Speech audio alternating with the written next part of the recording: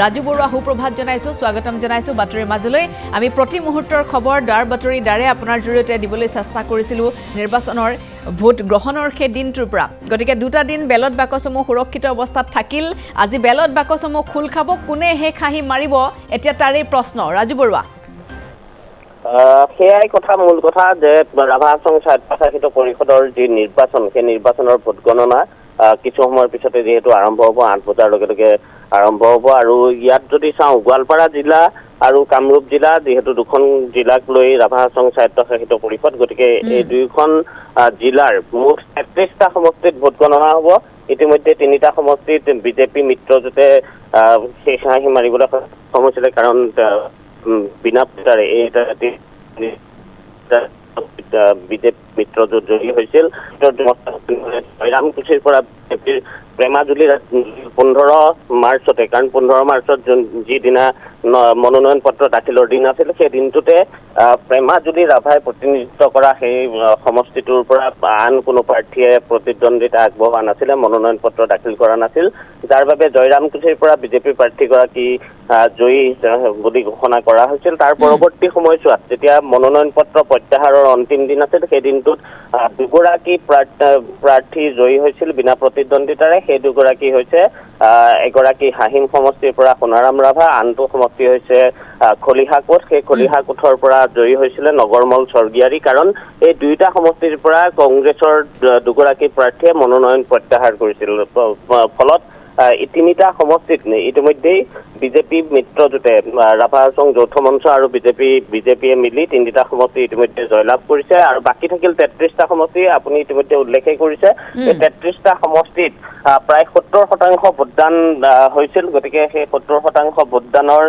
ক্ষেত্ৰত আজিৰ দিনটোত আমি দেখিছো যে 14টা কক্ষ ৰখা হৈছে আমিনগাঁৱত তাত তেনেধৰণে 7খনকৈ টেবুলত সেই 14টা সমষ্টিত ভোট গণনা হ'ব সমান্তৰালভাৱে গোৱালপাৰা জিলা আয়ুক্ত কাৰ্যালয়ত যি ইয়াত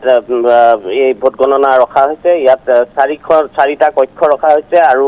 9খনকৈ টেবুল থাকিব তাতে বেলটসমূহ গণনা কৰা যাব গতিকে এই যি ইয়াত 19টা সমষ্টি আছে সেই 19টা সমষ্টি যদি আমি চাওঁ তেনেহলে ধূপধৰা 1 নং ধূপধৰা কোঠাকুঠি আৰু এই কোঠাকুঠি সমষ্টিটো যথেষ্ট সকলোৰে দৃষ্টি থকা এটা সমষ্টি কাৰণ কোঠাকুঠিত বিগত 2019ৰ যিটো নিৰ্বাচন আছিল পাপৰি সেই নিৰ্বাচনটোত কংগ্ৰেছৰ এগৰাকী প্ৰাৰ্থী তাত জয়ী হৈছিল পৰৱৰ্তী সময়ত অৱশ্যে কংগ্ৰেছৰ প্ৰাৰ্থীগৰাকীয়ে সেই সময়ত ৰাভা হাছং যৌথ মঞ্চ আৰু বিজেপিৰ যি মিত্ৰজোঁটৰ চৰকাৰ তেওঁলোকক সমৰ্থন দিছিল আৰু সেই কোঠাকুঠিত অৱশ্যে দৃষ্টি এবাৰো সকলোৰে থাকিব কাৰণ কংগ্ৰেছে যদি কৰবাত জয়ী হোৱাৰ তেওঁলোকৰ অধিক সম্ভাৱনা আছে তেনেহলে কোঠাকুঠিত আছে কিন্তু বিজেপি আৰু ৰাভা হাছং যৌথ মঞ্চৰ দাবী যে কোঠাকুঠিত তেওঁলোক পুনৰবাৰ জয়ী হ'ব আমি যদি চাওঁ তেনেহলে ধূপধৰা কোঠাকুঠি ধনুভাঙা আৰু ধনুভাঙা সমষ্টিটোত আমি শেহতীয়াকৈ যেতিয়া নিৰ্বাচনী প্ৰচাৰৰ সময়ছোৱাত আহিছো পাপৰি দেখিছো যে তাত আঙুৰলতা ডেকাই তাত সেই সমষ্টিটোত তেওঁ দীৰ্ঘ সময় ধৰি তাত বাহৰ পাতিছিল আৰু বাহৰ পাতি বিশেষকৈ মহিলাসকলক লক্ষ্য কৰি তেওঁ বিভিন্ন প্ৰচাৰ কাৰ্য তেওঁ চলাইছিল ৰংজুলি সমষ্টিত বিগত সময়ছোৱাত 2019ত এই সমষ্টিটোত জয়ী হৈছিল হয় কিছু কাৰিকৰী বিজুতি হৈছে ৰাজু বৰুৱাৰ সৈতে আমি পুনৰবাৰ সংযুক্ত হ'বলৈ চেষ্টা কৰিম সাংবাদিকগৰাকীৰ সৈতে আৰু ইতিমধ্যে খবৰসমূহ জনাইছে প্ৰতিটো পৰিষদীয় সেই সমষ্টিৰ পৰা আৰু প্ৰতিটো পৰিষদীয় সমষ্টিত এতিয়া দেখিবলৈ পোৱা গৈছে ৰাভা হাছং যৌথ মঞ্চ বা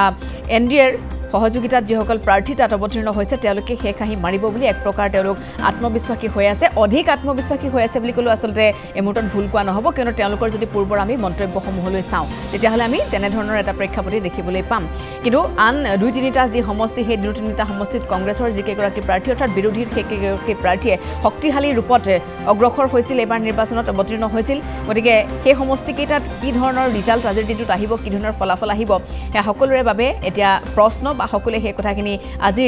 গম পাব 8 বজাৰ লগে লগে যেহেতু আৰম্ভ হ'ব বেলটৰ সেই ভোট গণনা গতিকে 8 বজালৈ এতিয়া সকলে বাদ চাইছে 8 বজাৰ লগে লগে যেহেতু কৈ বেলটৰ ভোট গণনা আৰম্ভ হ'ব নিৰাপত্তা বেষ্টনী কটকটীয়া কৰি তোলা হৈছে ভোট গণনা কেন্দ্ৰসমূহত আৰু 36খনকৈ আসন বিশিষ্ট সেই ৰাভা হাছঙত ইতিমধ্যে উল্লেখ কৰিছো যে 3খনকৈ আসনত জয়ী হৈছে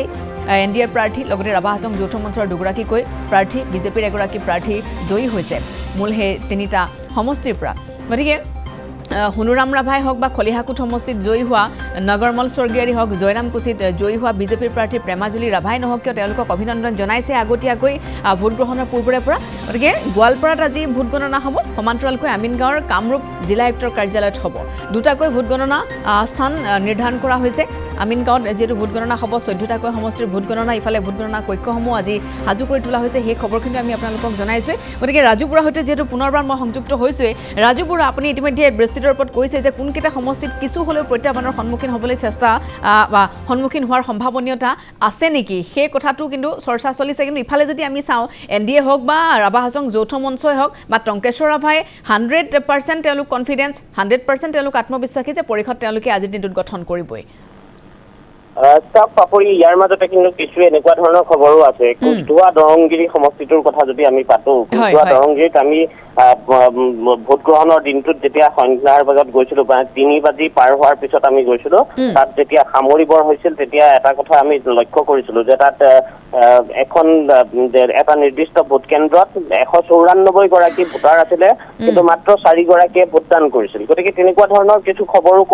কৰবাত আছে যে ভোট দিবলৈ ৰাইজ ওলাই অহা নাছিল তাৰ কিছু এনেকুৱা ধৰণৰ কথাও আছে যে সীমা বিবাদ অসম মেঘালয়ৰ যি সীমা বিবাদ আছে দীৰ্ঘদিনীয়া সীমা বিবাদ সেই সীমা বিবাদত কিছু এনেকুৱা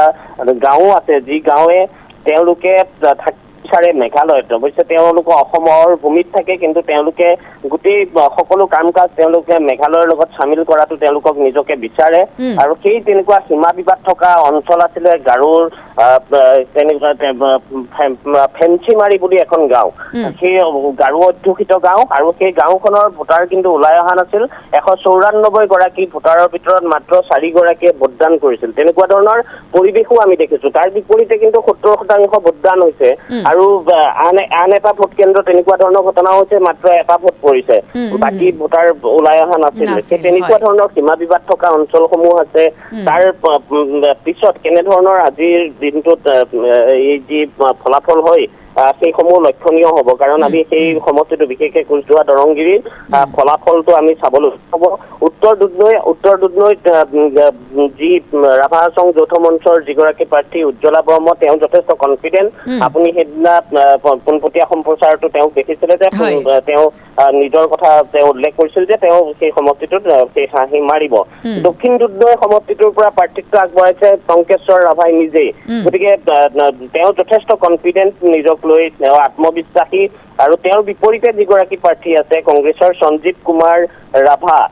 কুমাৰ ৰাভাক যদি আমি চাওঁ তেনেহ'লে 2013 চনৰ যিটো নিৰ্বাচন প্ৰথমটো নিৰ্বাচন তেতিয়াও তেওঁ টংকেশ্বৰ ৰাভাৰ বিপক্ষে তেওঁ থিয় দিছিল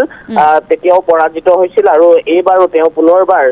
সঞ্জীৱ কুমাৰ ৰাভাই তেওঁ নিৰ্বাচনটোত প্ৰতিদ্বন্দ্বিতা কৰিছে টংকেশ্বৰ ৰাভাৰ বিপৰীতে আৰু লগতে ভোটাৰ্ছ পাৰ্টিও এই সমষ্টিটোৰ প্ৰাৰ্থিত্ব আগবঢ়াইছে কিন্তু যি আগ্ৰাসী বিজেপি আৰু ৰাভা হাছং যৌথ মঞ্চৰ প্ৰচাৰ আছিলে সেই প্ৰচাৰৰ ওচৰত কৰবাত নহয় কৰবাত তেওঁলোকৰ কিন্তু নিজৰ আত্মবিশ্বাস হেৰুৱাই পেলাইছিল বাকী প্ৰাৰ্থীসকলে কিন্তু নিৰ্দলীয় কৰবাত নহয় কৰবাত নিৰ্দলীয় কিছু এনেকুৱা প্ৰাৰ্থী আছে তেওঁলোকে কিন্তু প্ৰভাৱ বিস্তাৰ কৰিছে বুলি তেনেকুৱা ধৰণৰ খবৰ আছে অৱশ্যে ভোটৰ ক্ষেত্ৰত তেওঁলোকে কিমান ভোট লাভ কৰিলে সমষ্টিসমূহত সেইসমূহ কথা লক্ষণীয় হ'ব বান্দৰসী সমষ্টিত আমি যেতিয়া গৈছিলো তাত দীপক ৰাভাক আমি পাইছিলো প্ৰাক্তন বিধায়ক দুধনৈৰ প্ৰাক্তন বিধায়কগৰাকীও তাতে যথেষ্ট আত্মবিশ্বাসী যে সেই সমষ্টিটো তেওঁলোকে জয়ী হ'ব মাজজাখিলি শালপাৰা হাবৰাঘাট আমি যদি চাওঁ ডিৰমা জাখিলি পূব অজগৰ জিনাৰী আগিয়া এই আগিয়া সমষ্টিটো চাবলগীয়া এটা সমষ্টিত বিজেপিয়ে 2019ত 3টা সমষ্টিত প্ৰাৰ্থিত্ব আগবঢ়াইছিল তাৰ ভিতৰত আগিয়া সমষ্টিটোত জয়ী হৈছিলে তাত বিজেপিৰ যিগৰাকী প্ৰাৰ্থী সেই প্ৰাৰ্থীগৰাকীৰ হৈ বহু কেইগৰাকী হাই প্ৰফাইল বিজেপিৰ নেতা তাত আহি নিৰ্বাচনী প্ৰচাৰ চলাইছিল একেবাৰে শেষৰটোত নিৰ্বাচনী প্ৰচাৰ চলাইছিল মন্ত্ৰী পীযুষ হাজৰিকা আৰু পীযুষ হাজৰিকা বাৰম্বাৰ দাবী কৰিছে যে সেই সমষ্টিটো তেওঁলোক জয়ী হ'ব গতিকে বিজেপি আৰু মিত্ৰজোঁটে আপুনি যদি চাই তেনেহ'লে খুব আগ্ৰাসীভাৱে তেওঁলোকে নিৰ্বাচনী প্ৰচাৰ চলাইছে এটাই কথা যে তেওঁলোকে যাতে পঞ্চায়ত নিৰ্বাচনৰ দিনো যিহেতু ইতিমধ্যে ঘোষণা হৈছে পঞ্চায়ত নিৰ্বাচনত যাতে অধিক কষ্ট ইয়াত কৰিবলগীয়া নহয় তাৰ বাবে তেওঁলোকে আগতেই তেওঁলোকৰ সকলো কাম কৰিছে আমি ইতিমধ্যে আহি গোৱালপাৰা জিলা আয়ুক্ত কাৰ্যালয় পাইছোহি কিছু সময়ৰ পিছতেই পাপৰি আমি পোনপটীয়া সম্প্ৰচাৰ যোগে ইয়াৰ পৰিৱেশ যি আছে যথেষ্ট সংখ্যক লোক ইতিমধ্যে ইয়ালৈ আহিছে সমৰ্থকসকল আহিছে গতিকে আমি পোনপটীয়া সম্প্ৰচাৰ যোগে সকলো দেখুৱাবলৈ চেষ্টা কৰিম কিছু সময় যদি আপোনাক দিয়ে তেতিয়াহ'লে আমি সাজু হৈ ৰওঁ ঠিক আছে ৰাজু বৰুৱা আপুনি সাজু হওক ভিডিঅ' জাৰ্নেলিষ্টটো আমাৰ সাজু হওক আমি দৃশ্যসমূহ দুয়োগৰাকীৰ জৰিয়তে পোনপটীয়াকৈ লৈ আহিবলৈ চেষ্টা কৰিম ইফালে আমি উল্লেখ কৰিছোঁৱেই যে কামৰূপতো যিহেতুকৈ আজি ভোট গণনা আছে 14টাকৈ পৰিষদীয় সমষ্টি আৰু সেই সমষ্টিকেইটা হৈছে জেৰিঘাট বুন্দাপাৰা লুকি জোঙাখুলি বকো উত্তৰ বনগাঁও দক্ষিণ বনগাঁও গোবৰ্ধন বামুণীগাঁও পাণ্টান কুলচি চান্দুবি শিলপুটা আৰু ৰাণী পৰিষদীয় সমষ্টি আৰু ইফালে উল্লেখ কৰিছোঁৱেই যে 1 নম্বৰ ধূপধৰাই হওক বা কোঠাকুটি ধনুভঙা ৰংজুলি উখধুৱা দৰংগিৰি উত্তৰ দুধনৈ দক্ষিণ দুধনৈ আছে বান্দৰচি আছে মাজজখিলি আছে শালপাৰা হাবৰাঘাট ডিমাজাখিলি দ্বাৰকা আছে পূব অজগৰ আছে জিনাৰী আছে আগিয়া দ্বাৰকা বৰদামাল আছে কল্যাণপুৰ পৰিষদীয় সমষ্টি দাৰিদুৰি আৰু দদানৰ ভোট গণনা আজি গোৱালপাৰাত হ'ব গতিকে এইকেইটা 36টা সমষ্টি আৰু 36টা পৰিষদীয় সমষ্টিৰ ইতিমধ্যে 33টাৰহে আজি ভোট গণনা হ'ব কিয়নো 3টা সমষ্টিত ইয়াৰ পূৰ্বে শাসকীয় পক্ষই শেষ হাঁহি মাৰিবলৈ সক্ষম হৈছিল